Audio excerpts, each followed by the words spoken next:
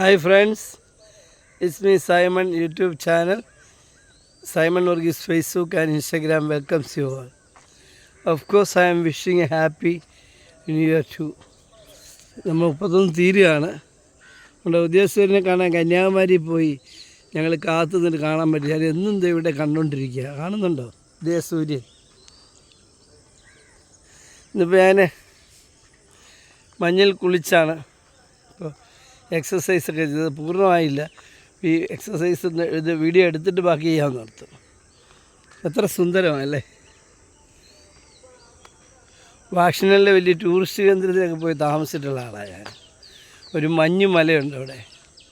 അത് വേനൽക്ക് പോലും മഞ്ഞിൽ പൊതിഞ്ഞ് കിടക്കുക.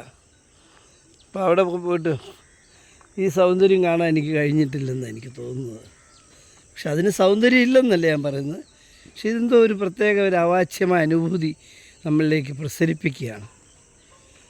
ഒരു പ്രസ്പഷ്ടമായ ഒരു നമുക്കൊരു കലാപരമായ ഒരു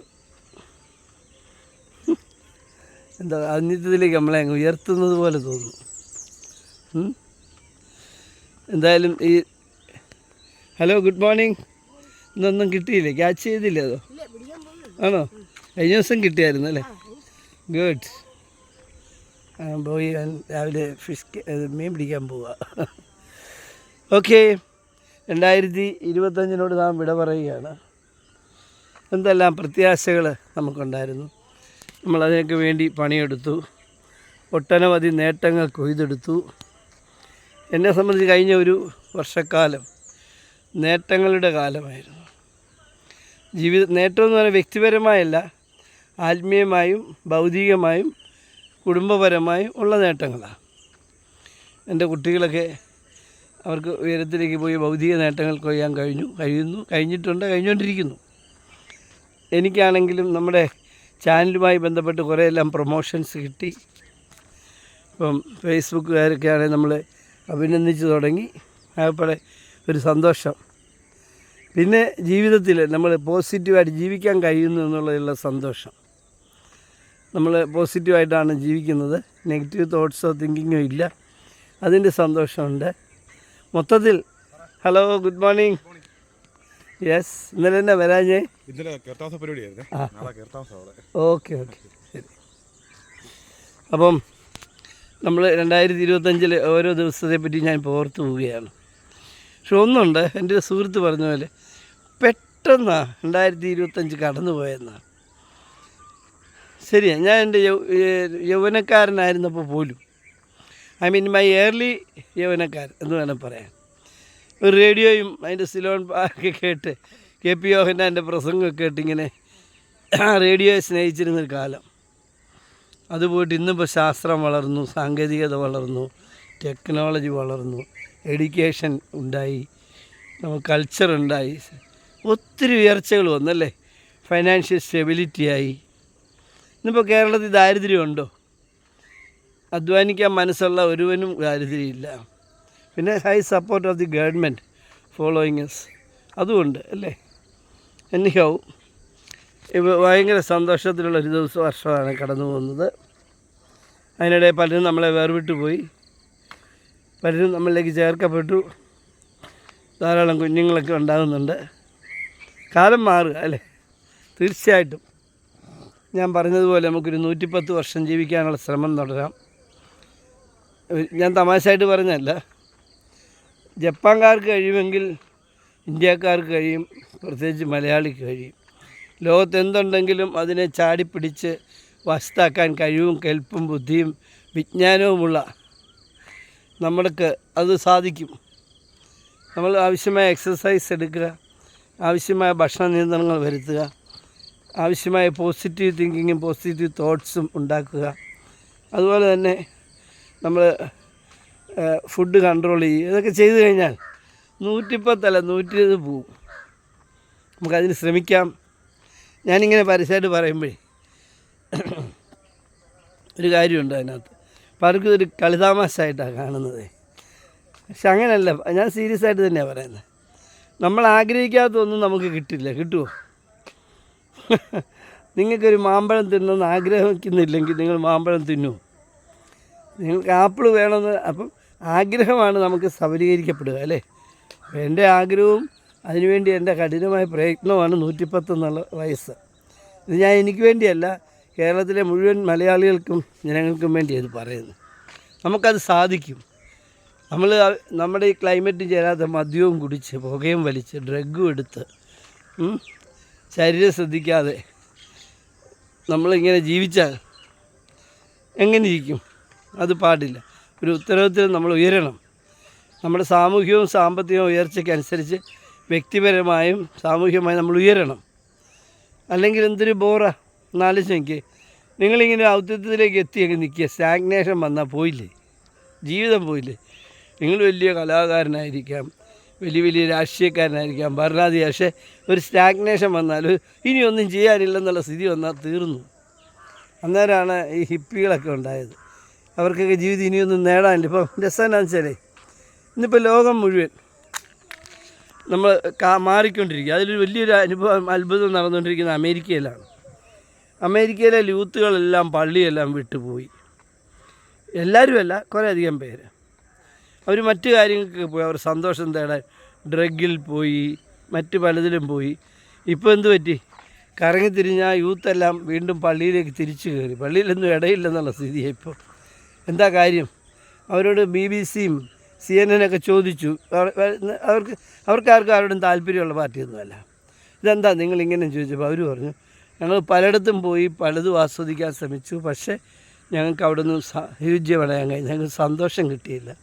അതുകൊണ്ട് ഞങ്ങൾ വി ആർ ബാക്ക് ടു ജീസസിലേക്ക് മടങ്ങുകയാണെന്ന് പറഞ്ഞു. അതൊരു മാറ്റമാണ്, ലോകത്തൊരു വലിയ മാറ്റം നടന്നുകൊണ്ടേ. ഈ സന്ദർഭത്തിൽ പറയാതിരിക്കുന്നത് ശരിയല്ല. മണ്ടന്മാർ ലണ്ടൻ എന്ന് പറഞ്ഞാൽ ഇന്ത്യയിൽ ക്രിസ്ത്യാനികൾ മതപരിവർത്തനം നടത്തുന്നതെന്നും പറഞ്ഞ് ഭയങ്കര പുകില. ഇപ്പോൾ കഴിഞ്ഞ ദിവസം കണ്ടില്ലേ, ജാർഖണ്ഡിലൊക്കെ ഒരു പള്ളിയിലെ ക്രിസ്മസിൻ്റെ ഒരുക്കങ്ങളൊക്കെ അടിച്ച് തകർക്കുന്നു. ബജ്രംഗ് ദളെന്നും പറഞ്ഞ് കുറേ യുവാക്കളാണ് മതിയായ പഠനങ്ങളില്ലാതെ ചെയ്യുന്നത്. എന്താണെന്ന് വെച്ചാൽ, ഞാൻ കഴിഞ്ഞ ദിവസം കണക്കെടുത്തപ്പോൾ അമേരിക്കയിൽ തന്നെ 3000-ഓളം ഹിന്ദു ദേവാലയങ്ങളുണ്ട്. ലോകത്തിലെ ഏറ്റവും വലിയ ഹിന്ദു ദേവാലയം അമേരിക്കയിലാണ്, ഇന്ത്യയിലല്ല. ഈ സ്ഥിതിയിലാണ് ഇവർ ഈ ക്രിസ്ത്യൻ പള്ളികളെ ആക്രമിക്കുകയും ക്രിസ്ത്യാനികളെ തച്ചുകയും. ഒന്ന് ആലോചിച്ച് നോക്കി, ലോകത്തുള്ള ക്രിസ്ത്യാനികൾ ചുമ്മാ അങ്ങോട്ടും ഇങ്ങോട്ടും നോക്കിയാൽ ഇതെല്ലാം തീർന്നു പോകും. അപ്പോഴാണ് മണ്ടന്മാർ ലണ്ടനിൽ കിടന്ന് കളിക്കുന്നത്. എന്തായാലും അവർക്ക് ബോധ്യപ്പെട്ടു തുടങ്ങി. പ്രധാനമന്ത്രി തന്നെ പള്ളിയിൽ പോയി കുർബാന കൂടുന്ന അവസ്ഥ വന്നു. കാര്യങ്ങൾ ഭംഗിയായിട്ട് വരും. നമ്മളിതൊന്നും വർഗീയതയല്ല ഈ പറയുന്നത്. ഇന്ത്യൻ ഭരണഘടന അനുസരിച്ച് എല്ലാവർക്കും ഇഷ്ടമുള്ള മതത്തിൽ വിശ്വസിക്കാനും അത് പ്രചരിപ്പിക്കാനുള്ള അവകാശമുണ്ട്. അപ്പോൾ അവരുടെ പള്ളികളിൽ കയറുക, കരോളിനെ തകർക്കുക എന്നൊക്കെ പറയുന്നത് മണ്ടത്തരാണെന്ന് പറയാൻ വേണ്ടിയാണ്. ലോകം മുഴുവൻ അമ്പലങ്ങളുണ്ട് ഇപ്പം, പഴയ പോലെ അല്ല. ഇന്ത്യയിൽ മാത്രമല്ല, ഹിന്ദുക്കളും അമ്പലമൊക്കെ ഉള്ള ലോകത്തെല്ലാം ഉണ്ട്. ഇംഗ്ലണ്ടിലും ഉണ്ട്, അമേരിക്കയിലും ഉണ്ട്, ഫ്രാൻസിലും ഉണ്ട്, ഇറ്റലിയിലും ഉണ്ട്, എവിടെയുണ്ട്. പക്ഷേ അതൊരു സാഹോദര്യത്തിൻ്റെ പേരില്ല. അത് അവരുടേതായ ചിട്ടവട്ടത്തിലൊക്കെ ജീവിച്ചാൽ പ്രശ്നമില്ല. നമ്മളിവിടെ ഒരു പ്രകോപനം ഇല്ലാതെ അതിന് പേര് രസം കേൾക്കണം. ഇന്ത്യക്ക് സ്വാതന്ത്ര്യം കിട്ടിയപ്പം നിങ്ങൾക്ക് സ്റ്റാറ്റിക്സ് എടുത്ത് നോക്കിയാൽ കാണാം, 2.7 ആയിരുന്നു ഇവിടുത്തെ ക്രിസ്ത്യാനികളുടെ എണ്ണം. ഇന്ന് അതോ തുലവും പരിമിതപ്പെട്ട് 2-നടുത്തേ ഉള്ളൂ. അതിൻ്റെ അർത്ഥം തന്നെ ഇവിടെ ഇങ്ങനെ മതപരിവർത്തനം നടക്കുകയാണെങ്കിൽ കൂടുകയല്ലേ ചെയ്യേണ്ടത്? കൂടുന്നില്ലല്ലോ, കുറയുക. ഓക്കെ, ഞാനത് വിട്ടു. നമ്മൾ വർഗീയത പറയല്ല, എങ്കിലും സന്ദർഭവശാൽ പറഞ്ഞാൽ ഈ കാലഘട്ടത്തിലുണ്ടാകുന്നൊരു മാറ്റം സൂചിപ്പിക്കാൻ വേണ്ടി പറഞ്ഞാൽ. എന്തായാലും ഈ 2025 കടന്നു പോവുകയാണ്, പോസിറ്റീവായിട്ട് കടന്നു പോവുകയാണ്. 2026 പടിവാതിക്കൽ നമ്മൾ നിൽക്കുകയാണ്. ഏതാനും മണിക്കൂറുകളേ ഉള്ളൂ 2026 നമ്മളെ പുലുകാൻ. ഓക്കെ, അപ്പോൾ നമുക്ക് കൂടുതൽ ഗൗരവത്തോടെ കാണാം. കലണ്ടറുകൾ പ്രിപ്പയർ ചെയ്യാം. 2026 ഞാൻ എന്തെല്ലാമാണ് നേടിയെടുക്കേണ്ടത്, കണ്ടെത്തേണ്ടത്, ഏതൊക്കെ രീതിയിലാണ് മുന്നോട്ട് പോകേണ്ടത്. ഒരു 5ാം ക്ലാസ്സുകാരനാണെങ്കിൽ 2026 എനിക്ക് കരാട്ടെ പഠിക്കാൻ ചേരണം, കുങ്ഫു പഠിക്കാൻ ചേരണം, അതല്ലെങ്കിൽ കളരി പഠിക്കാൻ ചേരണം. അതോടൊപ്പം നീന്തൽ വശമാക്കിയിട്ടില്ലെങ്കിൽ വശമാക്കണം. ഡാൻസോ പാട്ടോ ഒക്കെ പഠിക്കണം, ചിത്രരചനകൾ പഠിക്കണം. 1-2 അഡീഷണൽ ഭാഷകൾ എനിക്ക് ഫ്രഞ്ച് ഭാഷ പഠിക്കണം എന്നൊരു തീരുമാനം വേണേൽ ഒരു കുട്ടിക്ക് എടുക്കാം. അപ്പനോടും അമ്മയും പറയാൻ മതി, വളരെ ഈസിയാണ്. ഫ്രഞ്ച്, ജർമ്മൻ, ജാപ്പാൻ, അതുപോലെ തന്നെ ജപ്പാനീസ് ഭാഷ, അതുപോലെ തന്നെ നമുക്കറിയാം ചൈനീസ് ഭാഷ. എൻ്റെ മരുമോൾ ചൈനക്കാരി കേട്ടോ. ചൈനീസ് ഭാഷ അതെല്ലാം സിമ്പിളാണ് പഠിക്കാൻ. നമ്മളെ മലയാളമാണ് ലോകത്ത് ഏറ്റവും പാടുള്ള വിഷയം പഠിക്കാൻ, ഭാഷ പഠിക്കാൻ. ഓക്കെ, അപ്പോൾ ആ കുട്ടിക്ക് അങ്ങനെ എടുക്കാം. അതുപോലെ തന്നെ 10ാം ക്ലാസ്സിൽ പഠിക്കുന്ന കുട്ടിയാണെങ്കിൽ എനിക്ക് വണ്ടികളെ പറ്റിയൊക്കെ പഠിക്കാം. എനിക്ക് +2 കഴിയുമ്പോൾ എനിക്ക് ഡ്രൈവിംഗ് ലൈസൻസ് വേണം, തീരുമാനം എടുക്കാം. അങ്ങനെയൊക്കെ ഓരോരോ ഡിസിഷൻസ് എടുക്കാം. ഭാവിയിൽ ഞാൻ ആഗ്രഹമാകണമെന്നൊക്കെ ഒന്ന് ആലോചിച്ചൊരു പേപ്പർ എഴുതി അതിന് ഗുണവും ദോഷവും ചെയ്യണം. നിങ്ങൾക്കുണ്ടാകുന്ന ഭൗതികമായ നേട്ടം മാത്രം കണ്ടാൽ അത് ശരിയാകത്തില്ല. സമൂഹത്തെ കൂടി സ്നേഹിച്ച് ഞാൻ ഒരു ഇന്നയാളായാൽ ഈ നാടിന്, ഞാനൊരു നല്ല പോലീസ് ഓഫീസറായാൽ ഇവിടെ എന്തെങ്കിലും ചെയ്യാൻ പറ്റുമോ? ഞാനൊരു നല്ല പട്ടാള ഓഫീസറായാൽ ഈ രാജ്യത്തിന് എന്തെങ്കിലും ചെയ്യാൻ പറ്റുമോ? ഞാനൊരു നല്ല ഡോക്ടറായാൽ ഈ നാടിന് വേണ്ടി എന്തെങ്കിലും ചെയ്യാൻ പറ്റുമോ? ഞാൻ നല്ലൊരു എഞ്ചിനീയറോ അല്ലെങ്കിൽ ഞാനൊരു അക്കൗണ്ടൻറ്റോ ഞാനൊരു ശാസ്ത്രജ്ഞനോ ആയാൽ ഈ നാടിന് എന്തെങ്കിലും പ്രയോജനപ്പെടും. ഇങ്ങനെയൊക്കെ ചിന്തിച്ചിട്ട് വേണം ഗോൾ സെറ്റ് ചെയ്യാൻ. അങ്ങനെ വരുമ്പം നല്ല സൂപ്പറായിട്ടൊരു ജീവിതം നമുക്ക് ക്രമപ്പെടുത്താൻ പറ്റും. 2026 ഫലപ്രദമായി നമുക്ക് പ്രയോജനപ്പെടുത്താൻ കഴിയും. അതുപോലെ തന്നെ ആത്മീയമായി ആലോചിക്കുകയാണെങ്കിൽ നമുക്ക് കുറച്ച് പ്രാർത്ഥന സമയം കൂട്ടണോ, കുറച്ചും കൂടെ നമ്മുടെ ബുക്കുകളൊക്കെ ഇല്ലേ, ബൈബിള് അല്ലെങ്കിൽ പലതും ഉണ്ടല്ലോ, എല്ലാവർക്കും ഉണ്ട്, ഖുർആൻ എല്ലാം ഉണ്ട്. അപ്പോൾ ഏതാ ഒന്ന് വായിക്കാനും പഠിക്കാനും അതിൽ സത്യാവസ്ഥ കണ്ടെത്താനും ശ്രമിച്ചാലോ. ഇങ്ങനെ ആത്മീയവും ഭൗതികവുമായ കാര്യങ്ങളിൽ ഡിസിഷൻസ് എടുത്തുകൊണ്ട് വേണം നമുക്ക് ജീവിതം മുമ്പോട്ട് കൊണ്ടുപോകാൻ. തീർച്ചയായിട്ടും നാളെ നമ്മുടേതാണ് എന്ന് യാതൊരു സംശയമില്ല. നമ്മൾ ഇന്നിപ്പം ലോകത്തിലെ അമേരിക്കയിലെ അറ്റ്ലാന്റ സ്റ്റേറ്റിനേക്കാൾ ഉയർന്ന ജീവിത നിലവാരം പുലർത്തുന്ന മനുഷ്യരാണ് കേരളത്തിലുള്ളത്. വിദേശികൾക്ക് കേരളത്തിൽ വരുന്നേരം ഇവിടെ വന്നിട്ടുള്ളവർക്ക് ഭയങ്കര സന്തോഷമാണ്.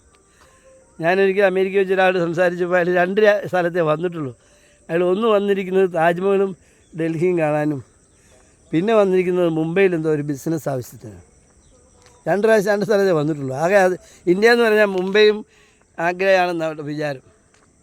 ഞാൻ സംസാരിച്ച് കഴിഞ്ഞപ്പം പുള്ളി, പക്ഷെ ഒരു കാര്യമുണ്ടേ, 40-45 കഷ്ടിച്ച് 50 വയസ്സുള്ളൊരു അമേരിക്കക്കാരനാണ്, വൈറ്റാണ്.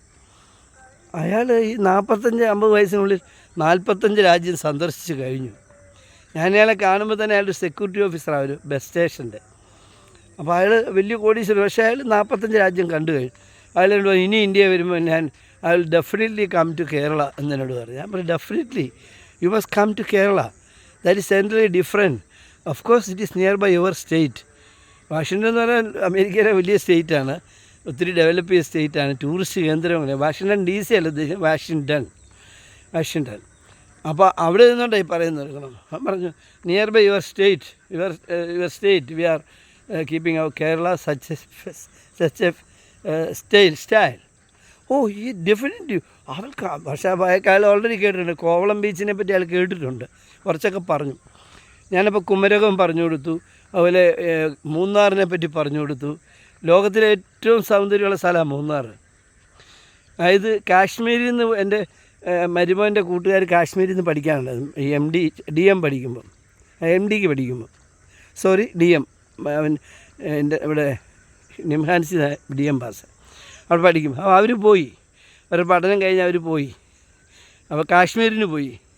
അപ്പോൾ അവിടെ ചെന്ന് അവർ പറയുന്നത് മൂന്നാറിലേക്ക് വരാൻ ഞങ്ങളെല്ലാം ആഗ്രഹിക്കുന്നത്, മൂന്നാർ അത്ര ബ്യൂട്ടിഫുള്ളാണ് എന്നൊക്കെ. അപ്പം എൻ്റെ വരുമ്പോൾ തന്നെ പറഞ്ഞു അത്ര ബ്യൂട്ടിഫുള്ളാണ്. പിന്നെ അവർ പോയി മൂന്നാറിൽ പോയി 2 ദിവസം താമസിച്ച് ട്രെക്കിങ് അങ്ങ് നടത്തി. അത്ര സുന്ദരമായിരുന്നു ഈ മൂന്നാർ. അപ്പോൾ ഇതിനെപ്പറ്റിയൊക്കെ ഞാൻ വാചാലനായപ്പം പുള്ളി പറഞ്ഞു നെക്സ്റ്റ് ടൈം ഞാൻ ഇന്ത്യ ചൂസ് ചെയ്യുമ്പോൾ definitely I will come to your state. എൻ്റെ ഫോൺ നമ്പറൊക്കെ മേടിച്ചു, അദ്ദേഹത്തിൻ്റെ ഫോൺ നമ്പർ എൻ്റെ കയ്യിലുണ്ട്, വല്ലപ്പോഴും ഹായ് അയക്കും. ഞാൻ പറഞ്ഞു വന്നത് നമുക്കൊത്തിരി കാര്യം ചെയ്യാനുണ്ട്. അലസനായി വീട്ടിൽ ഇരുന്നാൽ കുറച്ച് റീലും കണ്ട് ന്യൂസും കണ്ട്, ചിലർ രാവിലെ ന്യൂസ് ഓപ്പൺ ചെയ്താൽ വൈകിട്ട് വരെ ന്യൂസും കണ്ടുകൊണ്ടിരിക്കുക, മണ്ടന്മാർ. ഞാൻ ദിവസം 20 മിനിറ്റാണ് ന്യൂസിന് കൊടുത്തിരിക്കുന്നത്. രാവിലെ 5 to 10 minutes. ഇടയ്ക്കൊക്കെ ഒന്ന് ഓടിച്ച് പോകുമ്പോൾ ന്യൂസൊന്ന് കയറും. വല്ല ഒരാൾ മരിച്ചാൽ പിന്നെ നമുക്കറിയാലോ അന്നത്തെ ദിവസം മുഴുവൻ ആ മരണത്തെ പറ്റിയാണ് പറയുന്നത്. നമ്മുടെ TVക്കാരുടെയൊക്കെ ഒരു ഗതികേടല്ലേ. എത്ര VIP ആണെങ്കിലും മരിച്ചു, ഓക്കെ, റിപ്പോർട്ട് ചെയ്തു, പിന്നെ അവിടെ വന്നിട്ട് പോകുന്നവരുടെ കാറിൻ്റെ ഇത് ഇരമ്പം തൊട്ട് അന്ന് മുഴുവൻ നമ്മളെ അങ്ങ് പീഡിപ്പിക്കുക. അതിൻ്റെ ആവശ്യമില്ലല്ലേ, നമ്മളത് ഉപേക്ഷിക്കണം. ടി വി ഒരു 10 to 15 20 മിനിറ്റ്സ് മതി. തലങ്ങും വിലങ്ങും ഒരേ ന്യൂസായിട്ട് അടിക്കുന്നത്. പിന്നെ അവരുടെ വയറ്റിപ്പഴപ്പാണ് കേട്ടോ, എന്നാലും പറയാതിരിക്കാന്ന് പറയില്ല. നിങ്ങൾക്ക് വേറെ എന്തൊക്കെ ചെയ്യാൻ കഴിയും? ഒന്നും ചെയ്യാനില്ലേ, തൊടിയിലിറങ്ങി നമ്മുടെ ആ വാഴയുടെ ചുവടൊക്കെ ഒന്ന് ഇളക്കി ഇച്ചിരി വളമൊക്കെ കിട്ടാൻ നല്ല കാ കിട്ടും അല്ലേ. അതുപോലെ തന്നെ നമുക്ക് നമ്മുടെ വൈഫിനെ ഹെൽപ്പ് ചെയ്യാം ഈ ടി വിയുടെ മുമ്പിൽ അല്ലെ മൊബൈലിൽ ഇങ്ങനെ തോണ്ടി കളിക്കുന്നതിന് പകരം. അപ്പോൾ അങ്ങനെ സമൂഹത്തിൽ നമുക്ക് ആർജിക്കാവുന്ന ഒത്തിരി കാര്യങ്ങളുണ്ട്, അതിലേക്കൊക്കെ ശ്രമിക്കാം. ഓക്കെ, അപ്പോൾ 2026 നമുക്കൊരു സുന്ദരമായ ഒരു വർഷമായി മാറട്ടെ. നമ്മുടെ ജീവിതത്തിൽ സാമൂഹ്യവും ആത്മീയവുമായ ജീവിതത്തിൽ ഒരു ഉയർച്ച ഉണ്ടാകട്ടെ എന്നാണ് എനിക്ക് നിങ്ങളോട് പറയാനുള്ളത്. തീർച്ചയായിട്ടും ഈ 2026 നമ്മൾ നേട്ടങ്ങൾ കൊയ്തെടുക്കും എന്ന ദൃഢനിശ്ചയത്തോടെ നമുക്ക് 2026 വരവേൽക്കാം. ഇന്നിപ്പം എനിക്ക് കൊച്ചിക്കൊന്ന് പോകണമെന്നുണ്ട്, കൂട്ട് കിട്ടാഞ്ഞിട്ടാണ്. കൊച്ചിയിലെ ആ പ്രോഗ്രാം ഒന്ന് കാണണമെന്നുണ്ട്. ഒറ്റയ്ക്ക് പോകാൻ മടി, വണ്ടി ഓടിച്ച് ഒറ്റയ്ക്ക് പോകാൻ മടി. ആരെയും കിട്ടിയിരുന്നു ഞാൻ പോയേനെ. 1-2 ഫ്രണ്ട്സിനെ കിട്ടിയാൽ അതൊരാഗ്രഹമാണ്, പോയേനെ. Okay, all the best. Have a fantastic positive day. നമുക്ക് ഉണർന്നിരിക്കാം. പോസിറ്റീവായി ചിന്തിക്കാം, പോസിറ്റീവായി പ്രവർത്തിക്കാം. ഞാൻ സന്തോഷമായി ജീവിക്കുന്നത് പോലെ തന്നെ എൻ്റെ അയൽക്കാരനും സന്തോഷമായിട്ട് ജീവിക്കണം. എൻ്റെ അയൽക്കാർക്ക് എല്ലാവരും സന്തോഷമായിട്ട് ജീവിക്കണം. കർത്താവ് നമ്മളെ പഠിപ്പിച്ച് 10 കൽപ്പന എന്നിട്ട് അവസാനം പറഞ്ഞു, ഇതിനെല്ലാം സാംശീകരിച്ചുകൊണ്ട് പറഞ്ഞത്, നിന്നെപ്പോലെ നിൻ്റെ അയൽക്കാരനെ സ്നേഹിക്കണം. നീ നിൻ്റെ കുടുംബത്തെയും നിൻ്റെ ശരീരത്തെയും നിന്നെ തന്നെ സ്നേഹിക്കുന്നത് പോലെ നിൻ്റെ അയൽക്കാരനെ 10 കൽപ്പനകൾ പറഞ്ഞിട്ട് അവസാനം കൺക്ലൂഡ് ചെയ്യുന്നതാണ് നീ നിൻ്റെ അയൽക്കാരനെ അപ്പോൾ നമുക്ക് നല്ല അയൽക്കാരെ സ്നേഹിക്കാം, നന്നായി അയൽക്കാരെ സ്നേഹിക്കാം. നമുക്ക് സന്തോഷമായിട്ട് പോകാം. All the best. Have a fantastic positive day. Praise our God. Thank U.